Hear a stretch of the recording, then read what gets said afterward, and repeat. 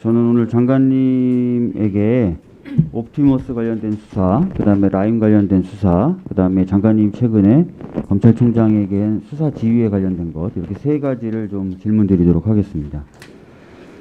저뿐만 아니라 우리 당 여러 법사위원들이 이 옵티머스 관련된 피해를 사전에 막을 수 있는 기회가 있었다라고 이야기를 하고 있습니다. 대표적인 것이 2018년 10월에 한국전파진흥원에서 이 옵티머스 관련자들을 대상으로 수사 의뢰를 한 건이 있습니다.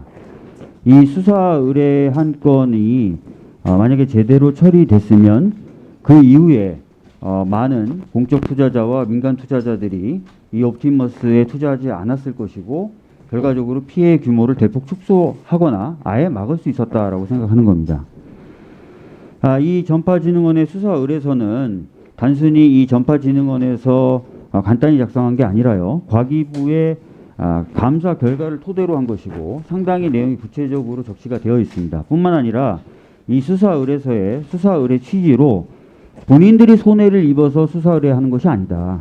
우리는 공적기관인데 만약에 이 옵티머스가 현재 상태대로 운영이 된다면 다수의 소액 주주 등 선의의 피해자가 발생된다는 것이 예상되기 때문에 우리가 공적기관으로서 책임을 느끼고 이런 피해를 사전에 예방하기 위해서 수사 의뢰한다라는 것이 명백히 기재되어 있습니다. 전에 검찰총장이 출석해서 전파진흥원은 피해를 다 투자액을 전부 다 회수했기 때문에 피해가 없었다. 이거는 서민들의 피해와는 상관없는 사건이라고 얘기했지만 전혀 그렇지 않다는 것이죠.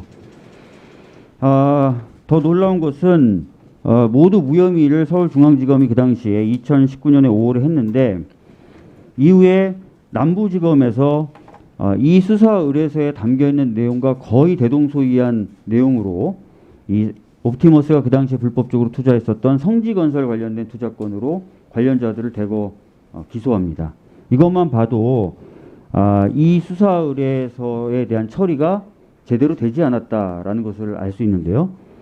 지난번에 우리 김남국 의원이 문제 제기한 것처럼 애초부터 이 수사 의뢰에 대한 수사 의지는 없었던 것으로 보여집니다.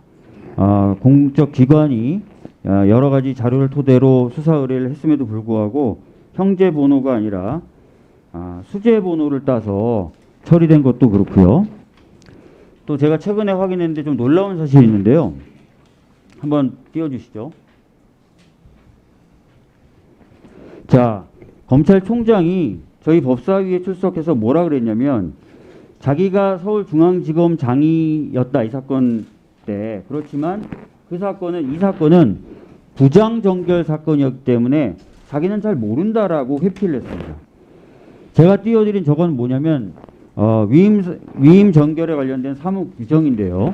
뭐라고 돼 있냐면 수리를 한 지 6개월이 초과하면 부장이 전결하는 게 아니라 차장이 전결하도록 되어 있습니다.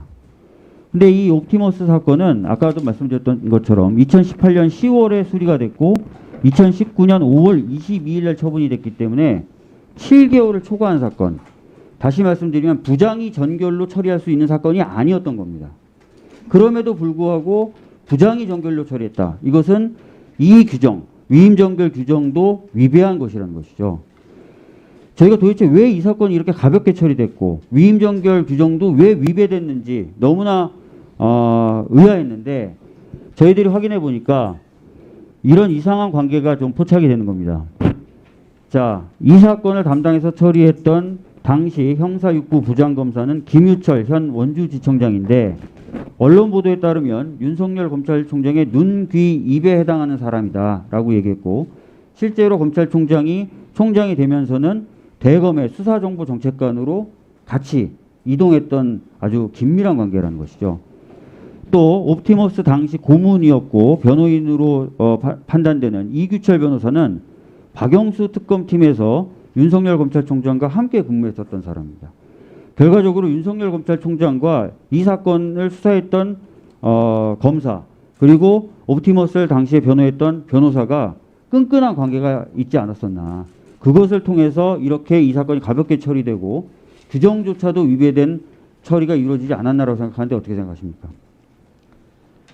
네, 우선 그 옵티머스 사건에 대해서 전파진흥원의 수사 의뢰를 받고서도 수사 의지가 애초부터 없었지 않느냐에 대한 의문을 제기하신 데 대해서 답변드리겠습니다.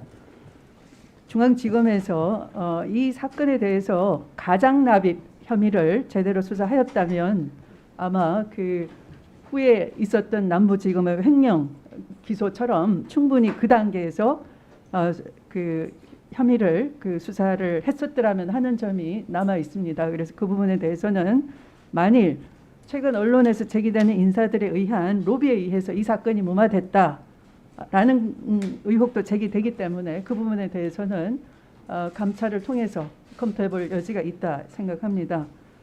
두 번째, 위임 전결 규정에 의하더라도 그 보고가 안 됐다는 것은 문제가 있다라는 지적에 대해서는 이런 사건 정도는 중앙지검의 검사장, 당시 윤석열 현재의 검찰총장이죠.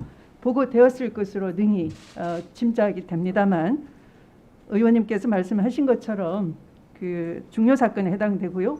또 접수 7개월이 초과된 후에 처리되었다니까 그런 사건은 마땅히 규정에 의하더라도 차장검사 정결인 거죠. 그래서 그 부분 문제가 있다 봐지고요. 세 번째, 그 관련자들 변호인이나 또는 그 결재한 부장검사에 대한 어떤 그 최측근으로서의 유착 의혹은 없는지에 대해서 살펴달라 하는 것도 상식적으로 잘 중앙지검장에게 보고되지 않았다 하는 그런 이 검찰총장의 증언한 부분, 이 자리에서 증언한 부분은 상당히 납득이 되지 않는, 상식적으로 납득이 되지 않는 점이 있기 때문에 감찰의 필요성을 면밀히 검토하도록 하겠습니다. 1분만 더 주시죠. 자, 그리고 라임에 대해서 여쭤보겠는데요. 수차례 저희가 지적을 했지만 부패범죄 수사 절차 등에 대한 규칙이라든지 보고 사무에 관련된 규칙에 따른 보고 절차가 지금 이루어지지 않았다. 야당 정치인에 대해서는 그런 문제 제기를 했습니다. 저희들이 윤석열 총장이 출석했을 때 이렇게 물어봤습니다. 왜 제대로 보고가 이루어지지 않았냐라고 하니까 윤석열 총장이 뭐라 그랬냐면 계좌 추적한 것은 그 부패범죄 수사 절차 등에 관한 규칙에 따르면 보고를 안 해도 되는 것으로 돼 있다라고 얘기했습니다. 근데 본인이 여기서 출석해서 한 얘기에도 계좌 추적만 한 게 아니라 계좌 추적만 한 게 아니라 통신에 대해서도 영장을 받아서 광범위하게 했다고 했습니다. 그렇다면 이것은 그 규칙에 따라서 윤석열 총장이 근거로 줬던 그 규칙에 따라서라도 보았을 때 보고가 돼야 됩니다. 근데 보고가 안 됐다는 것이거든요.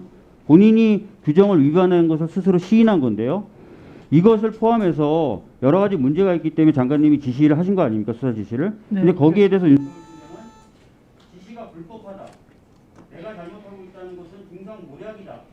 이렇게 얘기한 것에 대해서 어떻게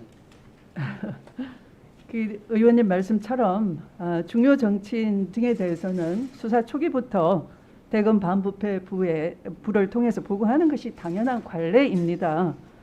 그리고 그 중요 사건에 대해서는 계좌 그 영장 시에도 사전 보고를 하고요. 또 최소한 사후 보고를 하는 것이 당연한데 사전 보고뿐만 아니라 사후 보고조차 없었던 것이 문제입니다.